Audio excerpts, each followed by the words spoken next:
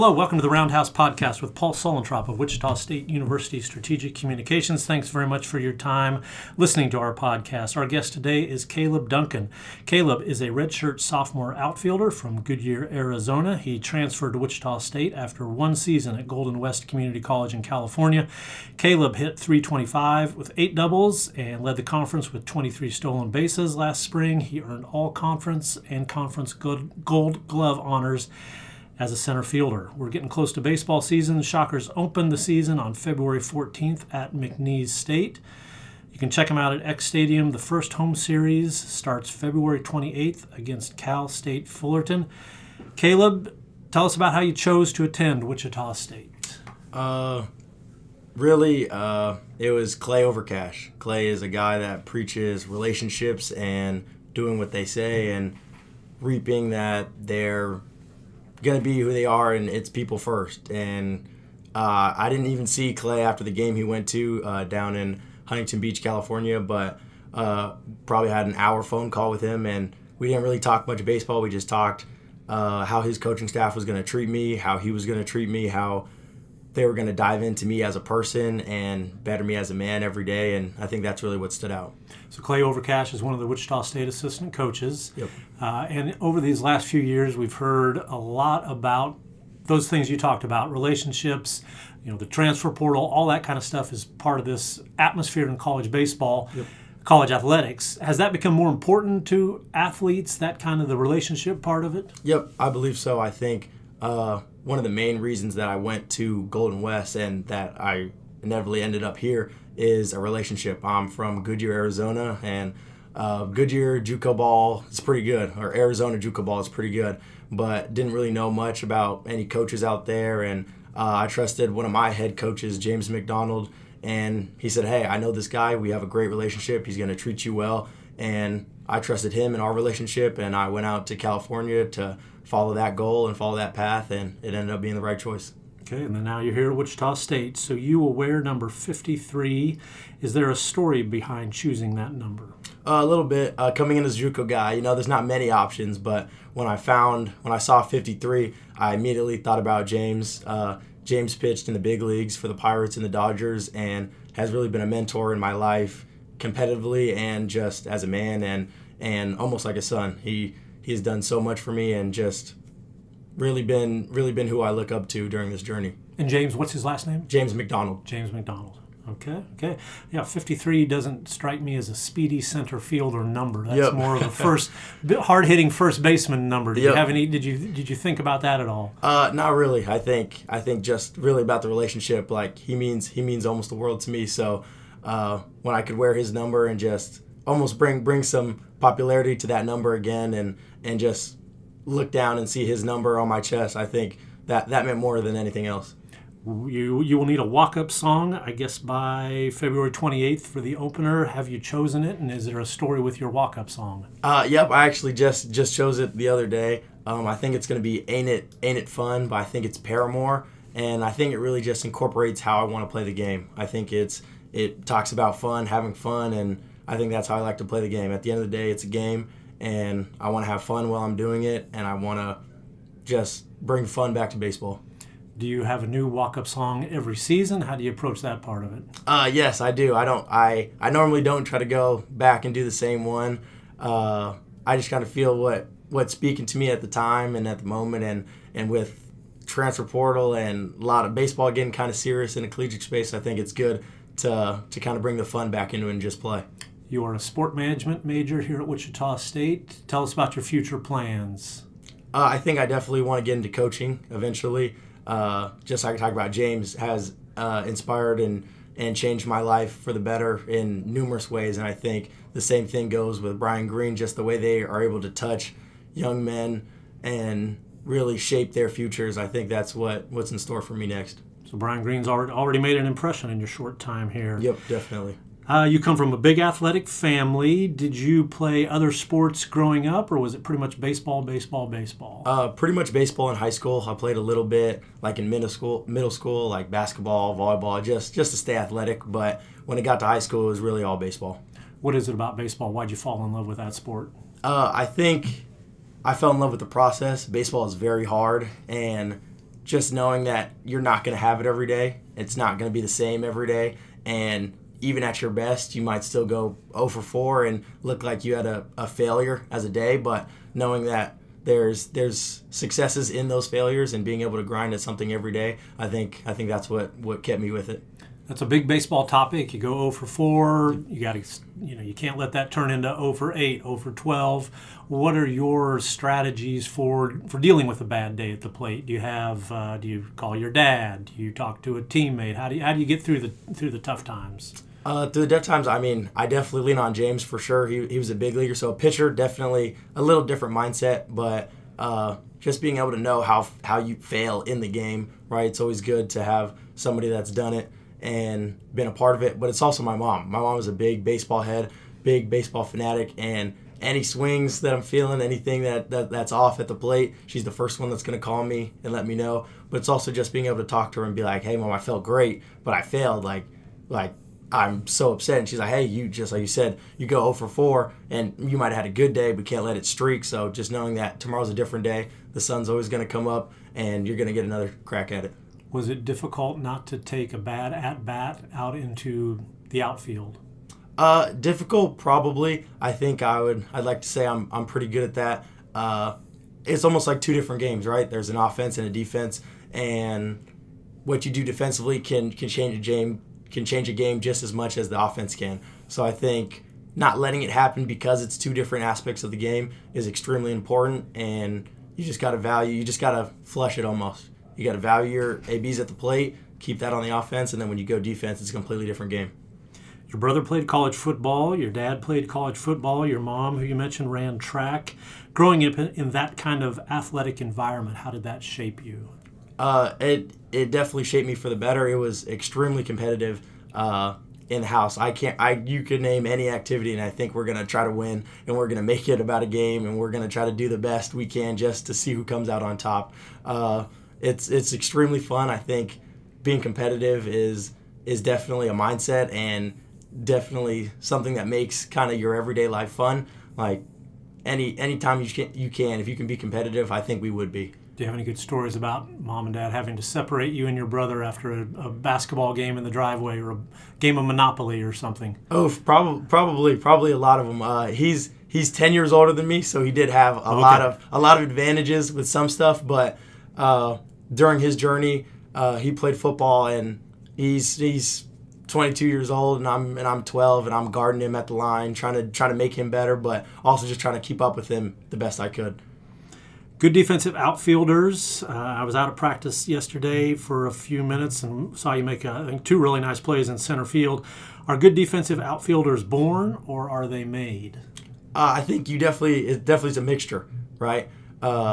Instincts might be born, but you got to learn how to play the game. You got to learn how to read swings. There's a lot that goes into it. Positioning. You got to read the wind. In Wichita, we have really strong winds, so I think it's definitely a mixture. But at the end of the day, it's a little bit of both. But you got to put it together to be one of the greats.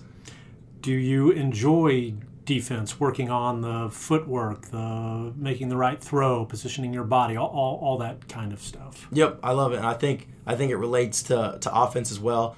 Defense is the same, just the minute things between tiny steps, between accuracy on the throws, inches between where the ball is, and all those things go into it. So definitely, I think that's really important. Is there a big league outfielder you like to watch for his defensive prowess? I would definitely have to say there's 2 of them. Mookie Betts, he's with the Dodgers right now, and then Ronald and Acuna. Both of them are extremely explosive and go after it 100% whenever they can, and I think that's what I like about their game the most.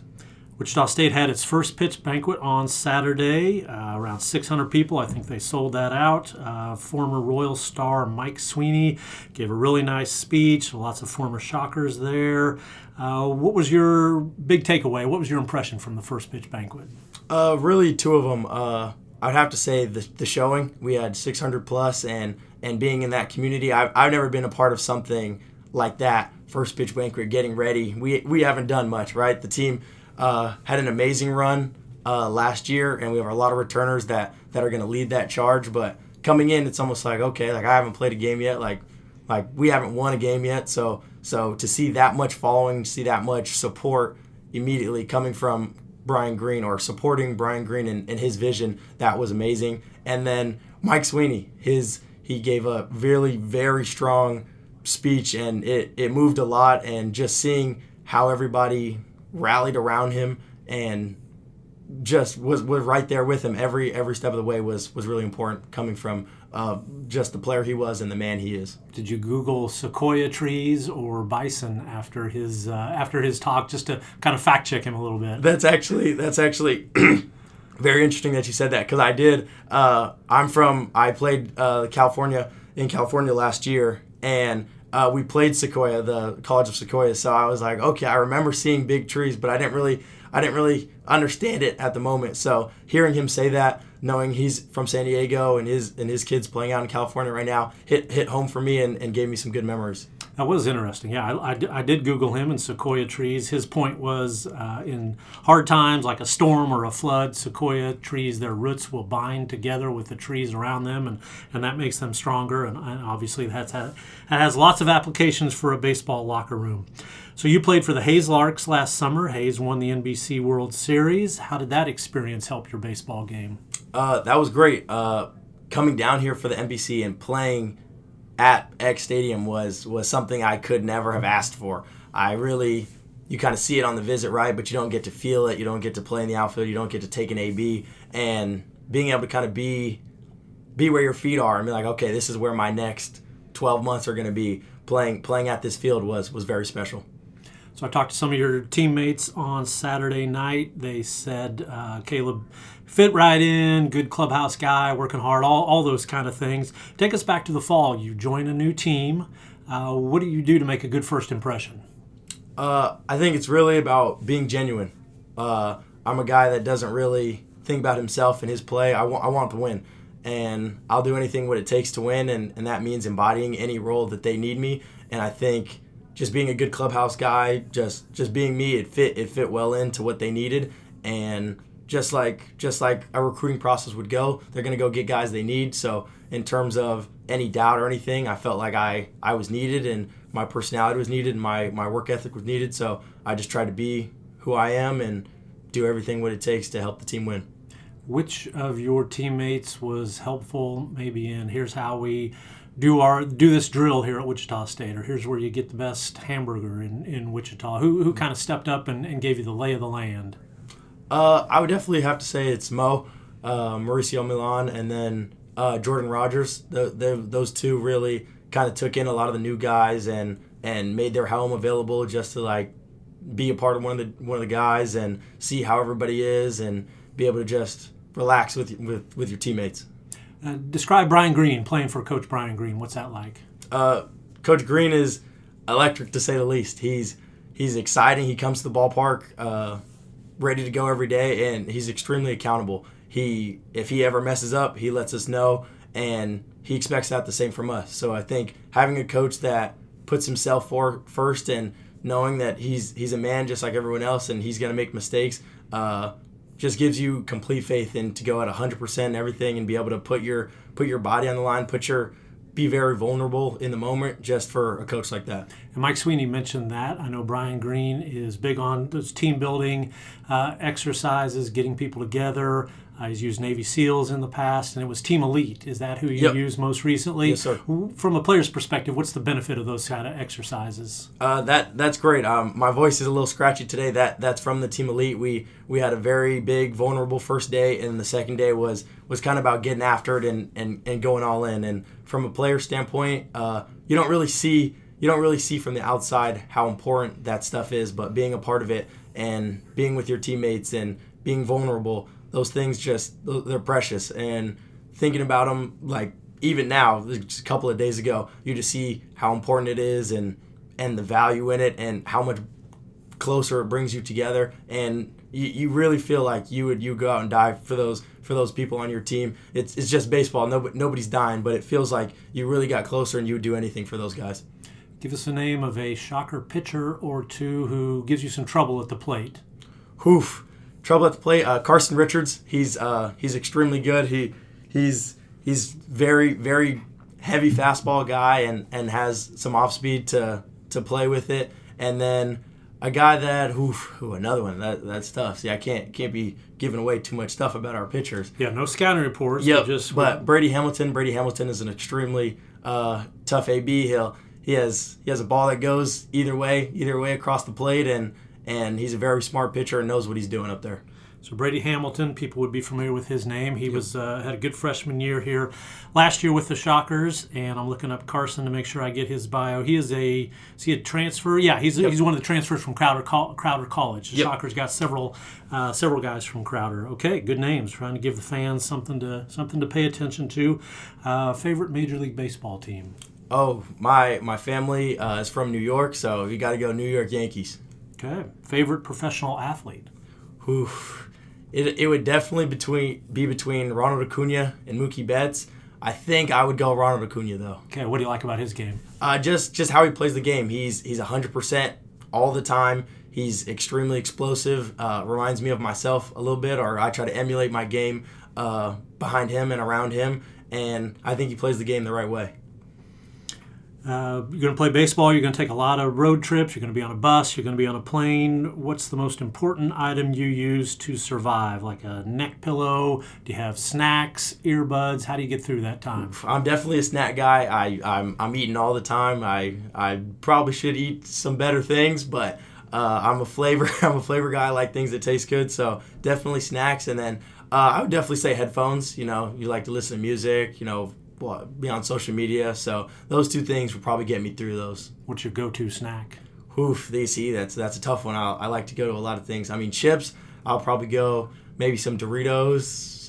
I like cookies. I'm a big cookie guy. I'm a big sweets guy. Like any brownies, donuts. Oh, the white powder donuts.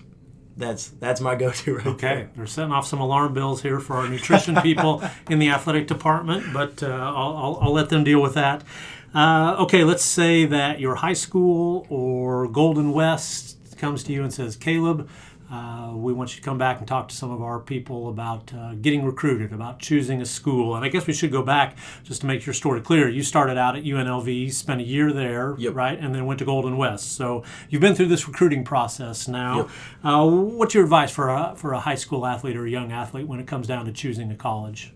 I would definitely say search for the people and the place that's going to care about you and you feel that you have the best relationship with. I don't think I would be in the spot I am now if I didn't have those relationships back then. I put my all into relationships that I trusted and I knew that were going to put me in the best case scenario no matter what. And every single coach that I've been with at this point has cared about me more than who I am as a player. So at the end of the day, I would try to look for the best relationship, who you truly think cares about you the most, and that you have faith in. Kaleb Duncan, sophomore outfielder for Wichita State baseball. Shockers open the season February 14th at McNeese State. They open up at X Stadium on February 28th against Cal State Fullerton. Kaleb, thank you very much for your time. Thank you, guys.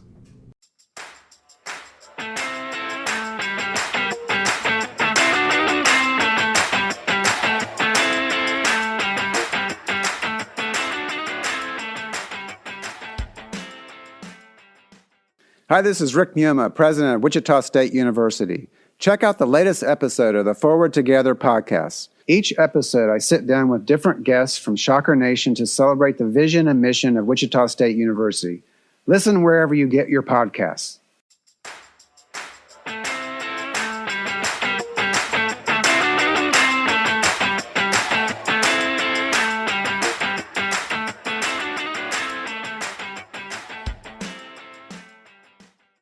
Thank you for listening to the Roundhouse podcast, courtesy of Wichita State University Strategic Communications. We encourage you to rate, review, and subscribe wherever you get your podcasts.